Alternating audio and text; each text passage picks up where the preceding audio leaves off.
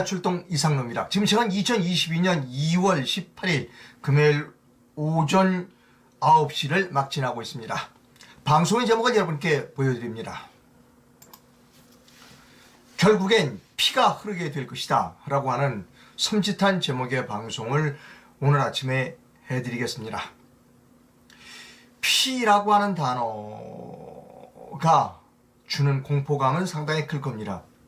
그런데 이러한 공포감을 느끼는 분들이 저뿐만이 아니라 여러 사람들이 이제 피라고 하는 공포를 느끼고 있다는 겁니다. 차규환 변호사님 아시죠? 그분은 뭐 옛날 방송문화진흥회 그 이사도 하셨고, 그 다음에 태블릿 PC와 관련돼서 변희재 측 법률 대리인도 하셨고, 그 다음에 뭐 지금 굉장히 부정선거 문제로 관심을 많이 갖고 계신 분입니다. 차규환 변호사께서 페이스북에 글을 올렸습니다. 피가 언급되어 있습니다. 여러분께 차규환 변호사의 페이스북 글을 소개해 드립니다.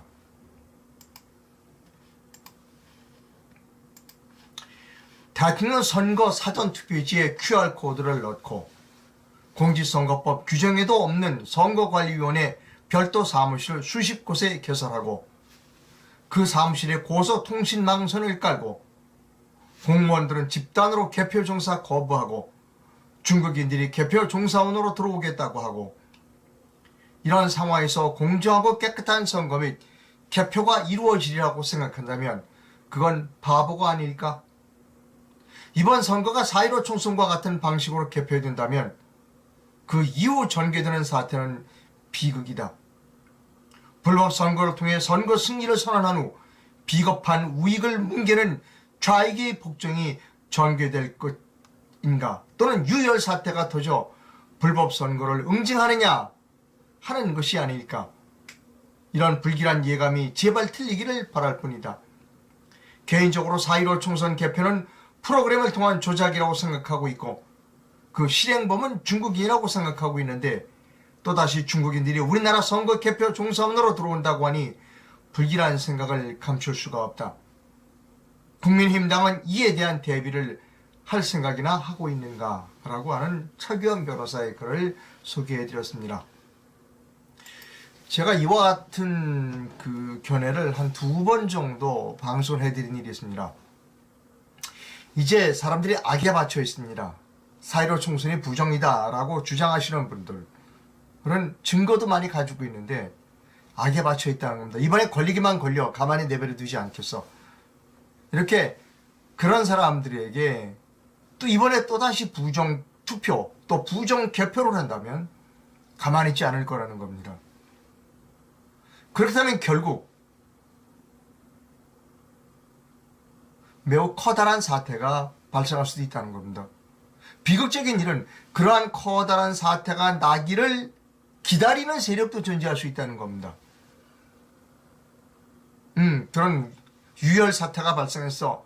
그러니까 내가 조금 더 이 상황을 깊이 있게 개입해서 내가 그냥 물러날 수 없어. 이 상황을 완전히 정리해주고 내가 물러날게 라고 하는 세력도 존재할 수 있다는 겁니다. 제가 우려하는 게 바로 그런 겁니다. 정리하면 4.15 총선은 분명한 부정이었습니다. 이제 많은 사람들이 4.15 총선이 부정이었다는 걸 알고 있습니다. 아주 독이 올라 있습니다. 이번에는 꼭 잡아낼 거야. 그럼에도 불구하고 뻔뻔스럽게 또다시 부정을 한다면 그 사태는 결국은 피를 흘리는 유혈 사태로 갈 수밖에 없다. 그런데 그런 피를 흘리는 유혈 사태를 기다리고 있는 사람이 존재할 수도 있다. 이거 사태가 좀 심각하구만. 피가 흐르는구만. 내가 그냥 물러날 수 없어. 이 사태를 좀 정리를 해주고 갈게. 내가 좀 더 이 자리에 있어야 되겠어 라고 생각하는 사람도 존재할 수 있다는 겁니다. 제가 지금 하고 있는 일은 유력 후보가 아닌 제3의 후보가 대통령이 되어야 된다라고 하는 프로젝트를 추진하고 있습니다. 또 하나는 부정선거를 감시해야 된다는 프로젝트를 추진하고 있습니다. 그래서 오근호 후보와 김경재 후보가 부정선거를 막아내는데 커다란 역할을 해줄 수 있다고 말씀드렸습니다. 왜냐하면 후보자만이 투개표상에 선거 투개표 참관인을 보낼 수 있기 때문입니다. 투개표 참관인은 법에 의해서 죄송합니다. 감시할 수 있는 권한이 부여되어 있습니다. 투개표 참관인이 룰대로 원칙대로 아주 꼼꼼하게만 감독한다면 부정선거는 일어나기가 상당히 어렵습니다. 그래서 오근호 후보와 김경재 후보 두 후보가 이번에 후보로 정식 등록이 됐기 때문에 오근호 후보 쪽 참관인, 김경재 후보 쪽 참관인 이렇게 두 사람이 들어가서 그 투표소에서 개표소에서 참관을 해서 감독을 할 수 있다. 그래서 대단히 좋은 일이다 라고 생각했습니다. 말씀드렸습니다. 국민의힘은 믿을 수가 없다. 분명히 말씀드립니다. 제가 4.7 재보궐선거 때 경험했습니다. 국민의힘은 믿을 수가 없습니다. 자, 그런데 그런 방송, 어제 그런 방송을 해드리고 난 뒤에 오늘 아침에 메일을 열어보니까 매우 중요한 편지가 와 있습니다. 시청자로부터 온 편지인데요. 그 편지를 여러분께 읽어드리도록 하겠습니다.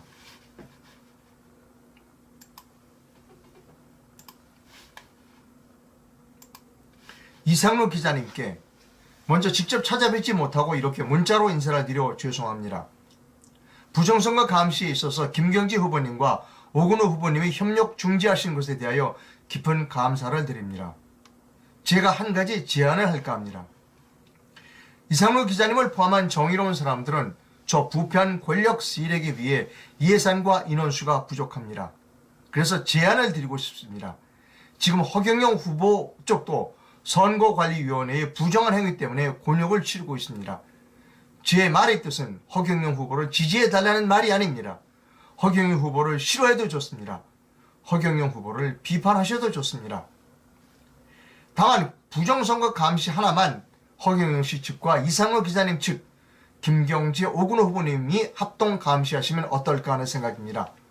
허경영 후보 측 선거 감시 참관인과 이상로 기자님의 측의 선거 감시 참관인이 둘이 합쳐서 같이 부정선거를 감시하시면 힘이 배가 되지 않을까 사료됩니다. 허경영 후보도 당선 후 부정선거 사법 척결도 요청하시면 더욱 좋겠습니다. 허경영 후보 측에서는 자원봉사 지지자가 많으니 허경영 후보와 연합하여 부정선거를 감시하시면 부정선거 감시원의 숫자를 보다 많이 늘릴 수 있을 것으로 사료됩니다. 다만 허경영 후보님 측에서 부정선거에 대해 막연하게만 알고 있고 구체적인 것을 모르는 듯합니다. 그러하오니 허경영 후보님 측을 만나실 때 구체적인 부정선거에 믿음이 갈 수 있도록 화살표 투표지 동영상과 배준희 투표지 증거 동영상을 지참하셔서 허경영 후보님께 보여주신다면 그분들도 믿을 수 있으리라 사료됩니다. 제 개인적으로는 투표함을 통째로 바꿔줄 수 있다는 것이 가장 걱정됩니다. 투표지를 여러 번 접는 것도 좋지만 제 개인적인 추정으로는 이미 준비되어 있는 투표함으로 통째로 바꿔버리면 접은 투표지도 아무 소용이 없습니다. 투표함 바꿔치기는 당일 투표함보다도 투표함 바꿔치기는 당일 투표함도 가능하다고 추정됩니다. 라고 하는 글을 보내주셨습니다. 이 글을 읽으면서 좋으신 생각이다 라고 생각합니다. 지금 우리는 한 명의 그 감시원도 아쉬운 그런 실정입니다. 제가 오늘 허경영 캠프 쪽에 제안을 하겠습니다. 감시원을 우리와 같이 협력해서 풀을 구성해서 감시를 동시에 하자, 협력해서 하자는 제안을 허경영 후보 측에 오늘 하도록 하겠습니다. 제가 어제 이런 방송을 해드렸습니다. 지금 오근호 후보와 김경재 후보가 협력하고 있다. 협력은 세 가지 분야에서 이루어지고 있다. 투개표 참관인을 공동 또는 복수로 파견하는 협력. 두 번째로 사전선거 페이지 가처분 소송을 하는 협력이 이루어져 있다. 세 번째, 토론방송 이행 가처분 소송. 토론방송 이행 가처분 소송이라는 걸 다시 한번 설명드리면 이렇습니다. 중앙선거관리위원회가 토론회를 주최하는데 유력 후보, 이재명, 윤석열, 안철수 그런 유력 후보는 3번이나 해주는 겁니다. 그것도 좋은 시간대, 8시에서, 저녁 8시에서 밤 10시 사이. 그런데 그렇지 않은 후보들은 딱 한 번, 달랑 한 번으로 끝납니다. 그것도 시간대가 좋지 않습니다. 화요일 날 밤 11시에서 그 다음날 새벽 1시까지. 그래서 이것은 저는 불합리하다고 생각합니다. 그래서 소송을 추진하겠다는 겁니다. 토론 방송 이행 가처분 소송을 하겠다라고 하는 것에 김경재 후보와 오근호 후보가 협력했습니다. 어젯밤에 허경영 후보도 이 토론 방송 이행 가처분 소송에 참여하겠다는 뜻을 제게 전해왔습니다. 아직 우리 공화당 측에서는 토론 방송 이행 가처분 소송에 참여하겠다는 연락을 받지는 못한 상태입니다. 우리 공화당의 조원진 후보도 토론 방송 이행 가처분 소송에 참여해 주실 것을 공식적으로 부탁드립니다. 어렵지 않습니다. 제게 연락만 주시면 이미 유승수 변호사가 다 소송을 준비하고 있습니다. 예, 여러분 광고하겠습니다. 김경재 후보 대통령 펀드를 광고합니다. 20대 대통령 당선을 위해 총 10억 원의 선거 자금을 모집합니다. 연리 1.5%의 이자를 드립니다. 시가 20억이 넘는 김경재 후보의 여의도 아파트를 근저당을 설정해 담보로 제공해 드립니다. 절대로 돈을 떼일 염려가 없습니다. 지금 이 시각에도 후보자의 펀드 담당자 전화번호로 전화를 하시면 펀드를 문의하실 수가 있습니다. 이렇게 김경재 대통령 펀드를 광고해 드렸습니다. 조금만 더 돈을 모으시면 된다고 합니다. 여러분 도와주시면 좋을 것 같습니다. 또 다른 광고를 합니다. 예, 오근호 후보의 후원의 광고를 해드립니다. 10만원 이상 영수증 등록이 필수입니다. 왜냐하면 10만원이 넘어가면 누가 선거 자금을 냈는지를 선거관리위원회에 알려주게 되어 있습니다. 10만원 이하는 상관없습니다. 12번까지 무기명인 해도 되니까 소액은 그런 게 필요가 없다는 겁니다. 오근호 정치후원금 영수증 등록은 이렇게 링크를 참조하시면 됩니다. 오근호 후보가 상당히 어렵다고 합니다. 여러분 오근호 후보에게도 많은 후원을 부탁드립니다. 여러분 페이스북은 상당히 좋은 매체라고 생각합니다. SNS인데요. 페이스북에는 그런 기능이 있습니다. 작년 또는 지난해에 또 5년 전에 10년 전에 본인이 올렸던 글을 다시 한번 소개하는 올리는 글이 있습니다. 물어봐요. 당신이 5년 전에 이런 글을 올렸는데 이거 다시 한번 올리시죠? 라고 물어봅니다. 오늘 아침에 페이스북을 열었더니 제가 5년 전에 이런 글을 썼습니다. 여러분께 다시 한번 그 글을 소개해 드립니다. 제가 5년 전에 쓴 글입니다. 제목은 손석희 씨의 뻔뻔함에 대하여. 2월 16일 그러니까 2017년 2월 16일 손석희 씨는 JTBC 사원들에게 보낸 이메일을 통해서 태블릿 PC 등 자신에 대한 의혹은 모두 근거가 없는 거짓 공세라고 일축했습니다. 아래에 미디어 오늘 기사를 소개합니다. 제목은 손석희 JTBC 사장이 사원들에게 이메일을 보냈는데 제목은 이번 겨울은 모두에게 힘든 계절이다. 16일 사원들에게 보낸 이메일을 통해 최근 심경을 밝혀 저들이 주장하는 것 중에 어느 것 하나 맞는 것 없다. 저들이라고 하면 저 같은 사람들을 얘기하는 겁니다. 손석희 JTBC 보도 담당 사장이 16일 오전 사원들에게 보낸 이메일을 통해 최근 JTBC와 자신을 둘러싼 음해에 대해 심경을 밝혔다. 지금 제가 여러분 미디어 오늘의 기사를 읽어드리고 있는 겁니다. 손석희 사장은 이메일을 통해 탄핵 심판의 막바지로 가면서 전합 회사를 향한 공격이 더욱 격심해지고 있는 상황이라고 전한 뒤 JTBC 보도부문 사장으로서 JMnet 식구들에게 짧게나마 코멘트를 해야 하지 않나 싶어서 메일을 드린다고 밝혔다. 손 사장은 바깥 일부 세력들이 정치적 의도는 설명하지 않아도 모두가 아는 사실이니 이런 메일을 드릴 필요가 없을 수 있으나 그렇다 하더라도 저들이 가짜 정보에 의한 공격이 너무나도 집요해서 주변 사람들로부터 질문을 받는 경우도 많다고 들었다고 썼다. 손 사장은 우선 태블릿 PC에 대한 공격은 우리가 보도하고 설명한 것에 어느 것 하나 사실과 다른 것이 없습니다. 정호선 전 비서관 재판에서도 검찰은 저들이 보도한 태블릿 PC의 증거 능력에 아무런 문제가 없음을 과학적 근거와 함께 상세히 설명했다라고 손석희 사장은 메일에서 밝혔습니다. 위 손석희 씨 이메일 내용을 요약하면 다음과 같습니다. 이제 제가 지금 손석희를 공격하는 겁니다. 5년 전에. 첫째, 태블릿 PC가 조작됐다고 말하는 사람들은 정치적인 의도가 있는 사람들이다. 둘째, 이렇게 정치적인 사람들이 탄핵 심판이 막바지에 이르니 더욱더 나 손석희를 괴롭힌다. 셋째, 태블릿 PC가 조작됐다는 것은 가짜뉴스다. 그런데 이런 가짜뉴스를 퍼뜨리는 사람이 너무나 집요해서 가짜뉴스에 속아 넘어가는 사람들이 너무 많다. 넷째, 지금까지 내가 태블릿 PC에 대해서 보도한 내용은 어느 것 하나도 거짓이 없는 진실이다. 검찰에서 태블릿 PC는 진짜라고 말하고 있다. 자, 손석희가 이렇게 얘기했어요. 뻔뻔하다는 겁니다. 저는 손석희가. 5년 전에 이렇게 뻔뻔하게 주장했어요. 하나도 틀린 게 없대요. 거짓이 없다는 겁니다. 손석희. 그래서 제가 5년 전 손석희 글에 이렇게 반박했습니다. 그러나 손석희 씨는 태블릿 PC가 조작됐다고 주장하는 사람들이 제시하는 증거들에 대해 명확하게 그렇지 않다는 반대의 자료를 제시하고 있지 못합니다. 또 해명할 때마다 내용이 달라집니다.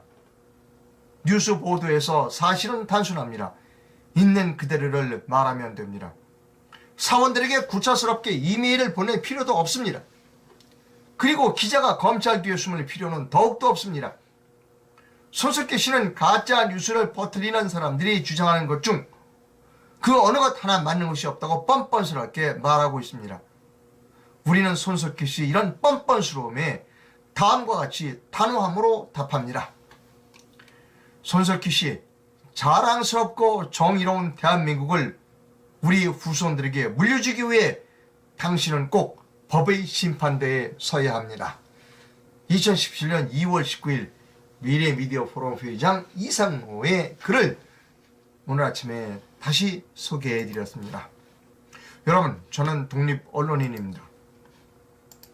저는 지금 제가 하고 있는 일 올바른 일이라고 확신하고 있습니다. 태블릿 PC는 거짓이었습니다.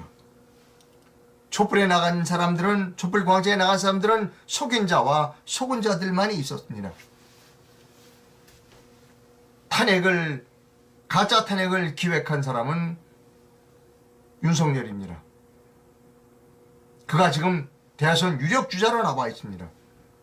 그리고 그 거짓 탄핵의 혜택을 본 사람이 문재인이고 문재인의 다음 부계자가 이재명입니다. 우리 지금 돌아가는 이 판국을 보면 문재인이 1중대냐 문재인이 2중대냐, 1중대와 2중대를 만들어주기 위해서 사람들이 아무 생각 없이 몰려가고 있다라는 것입니다. 그리고 부정선거는 꼭 일어날 가능성이 대단히 높다라고 생각합니다. 부정선거가 일어나면 피를 흘리게 될 겁니다. 이번에는. 그래서 그러한 일을 막기 위해서 우리 같은 사람들이 부정선거가 일어난 뒤에 문제를 해결하려고 할 것이 아니라 부정선거가 일어나기 전에 사전에 막아야 한다는 겁니다. 그래서 꼼꼼하게 다 막아야 합니다. 제가 여러분께 부탁드리고 싶은 것은 유권자로서 여러분이 해줘야 할 일은 자기 집안에 돌아가신 분, 부모님이나 혹시 사망하신 분의 주민등록번호와 최종 거주지를 미리 파악을 해두셔라. 이제 얼마 안 있으면 선거인 명부를 열람하시라 라고 하는 공고가 있습니다. 제가 알려드릴게요. 그러면 그 돌아가신 분이 마지막 거주지 구청, 시군, 구의 홈페이지에 들어가셔서 주민등록번호를 넣으면 그분이 명단에, 선거인 명부에 들어가 있는지 없는지를 확인할 수 있습니다. 만약에 돌아가신 분이 선거인 명부에 있다면 100% 부정선거입니다. 여러분 꼭 도와주시기를 부탁드립니다. 이 영상을 널리 대한민국 국민 모두에게 좀 공유를 부탁드립니다. 그리고 좋아요와 구독도 눌러주시기 바랍니다. 그리고 이상로가 올바른 일을 하고 있다고 생각하시면 제게 재정적 후원도 부탁드립니다. 여러분 이 영상을 널리 많이 공유를 부탁드리고 좋아요와 구독도 눌러주실 것을 꼭 부탁드립니다. 할 일이 많습니다. 오늘도 계속 요즘 저녁 방송이 됐습니다. 여러분 그건 좀 이해를 부탁드립니다. 예, 방송을 마치고 빨리 가야 할 곳이 있습니다. 방송 시청해주신 시청자 여러분 대단히 감사합니다.